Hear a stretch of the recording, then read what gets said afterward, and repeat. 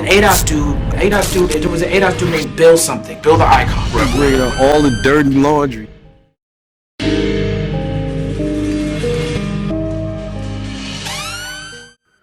What's going on, Dirty Laundry family? It's your man online, Bill Money, tapping in with another video.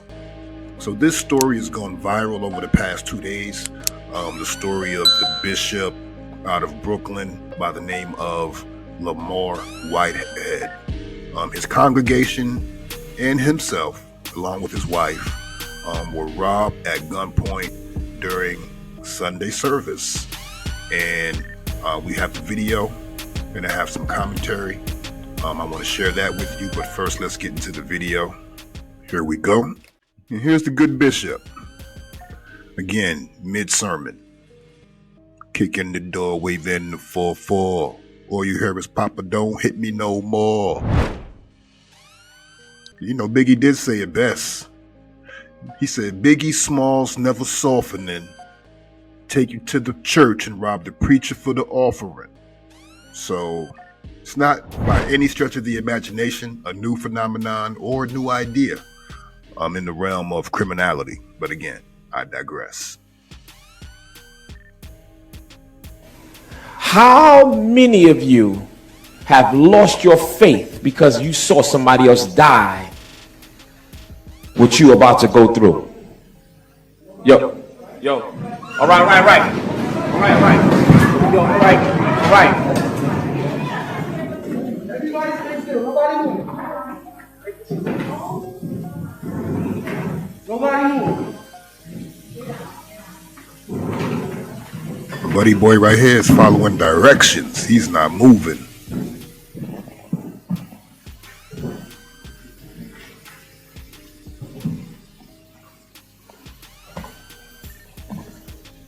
They got the bishop laid out. Could be an inside job. Who knows?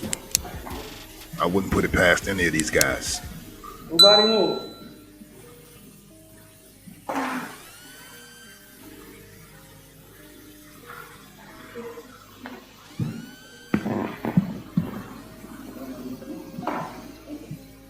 Could be an insurance scam. If his jewelry was insured, then he'll be compensated for his loss. But his parishioners will not.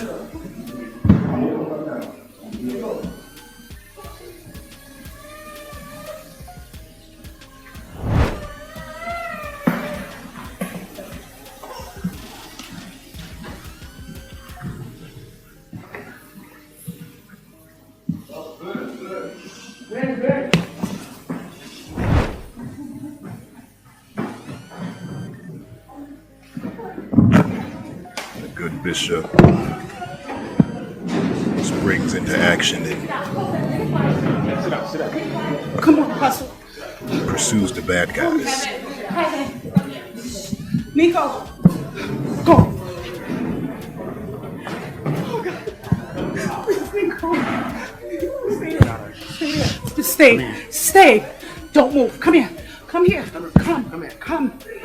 Go to your mom. Go. Oh, Jesus. Just stay there, okay? Come on, Jalen. Just don't worry about no fucking iPad. Come on, it's an exit this way. Come on, it's an exit. We gotta exit. Stay right here. Sit.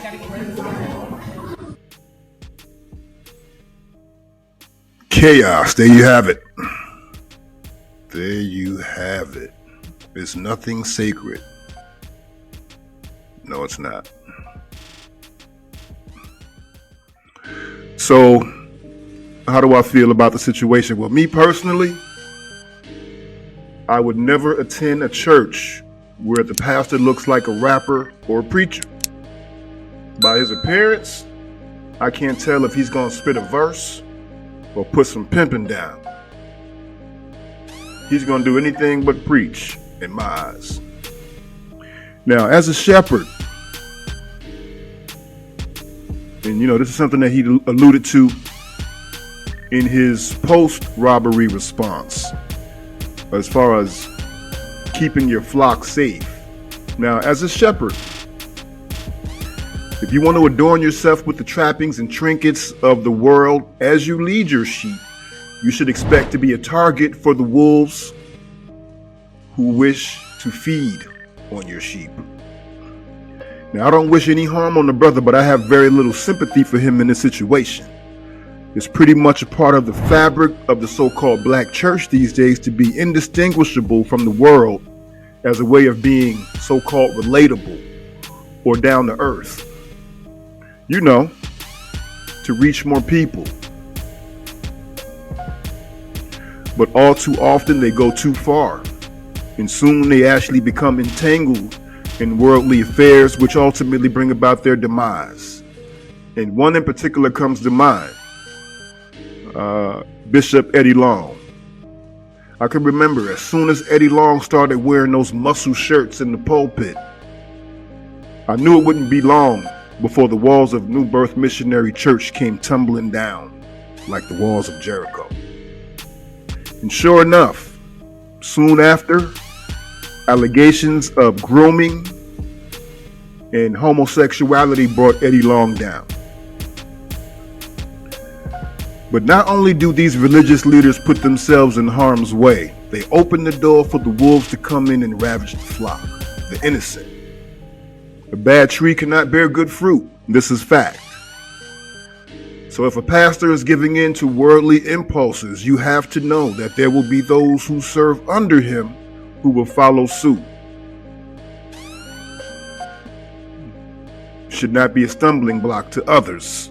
There's also scripture. And sometimes the danger is subtle and not readily apparent, but in some cases, such as this brazen armed robbery of an entire congregation, the flock may be placed in imminent danger. And it's no mystery, as the bishop stated himself again in his post-robbery video, and I'll post that. He said that they came for him. And it's no doubt in my mind that it was due to his flashy lifestyle as a so-called religious leader. Apparently no one was injured physically, but the trauma that may haunt his congregants is immeasurable. The church is supposed to be a safe haven, but it's clear that these rules no longer apply. Now, this isn't the first time that a church has been robbed or the first time that violence has erupted in a church. Personal disagreements, love affairs gone bad, have all taken turns boiling over into violent melees and physical altercations in church. Just do a quick Google search or YouTube search, and I'm sure you'll find tens of videos, if not hundreds of videos of violence erupting in church. I mean, even to the extreme where people have gone into churches and gunned down, well, I'm not going to say entire congregations, but we all know what happened in South Carolina with Dylan Roof. Walked into a church during Bible study, and I believe gunned down 9 people, innocent people, lives taken. So there is no sanctuary in church. We can remember the Birmingham bombing where they bombed the church where they had 4 little girls in the basement. So church has never really been a place of refuge.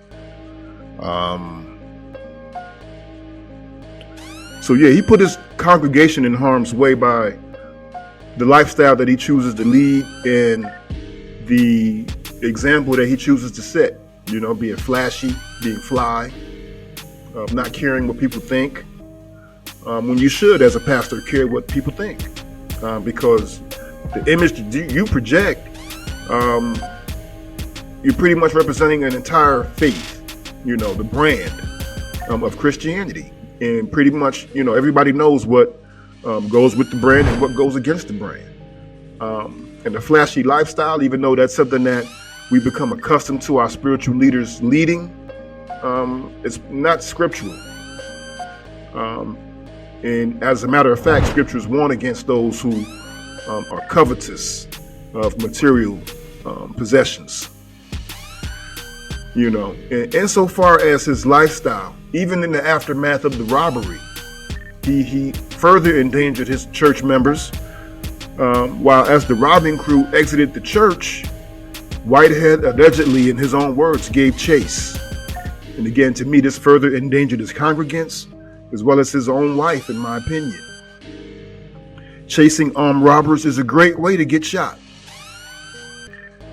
Everything is being recorded these days, as Whitehead again said himself, so there was really no need to give chase. Cameras were rolling both inside and outside the church. You know, but he decided to give chase, hopped into his vehicle, and said he actually drove past the robbers in their vehicle as they changed clothes, ditching the clothes that they wore during the actual robbery. And I just posted a story a few days ago about Real Housewives of Atlanta star Marlo Hampton. Also, one of Future's baby's mothers were targeted in separate incidents, but were targeted by the same crew of robbers who were recently apprehended. I think it was a team of about 4.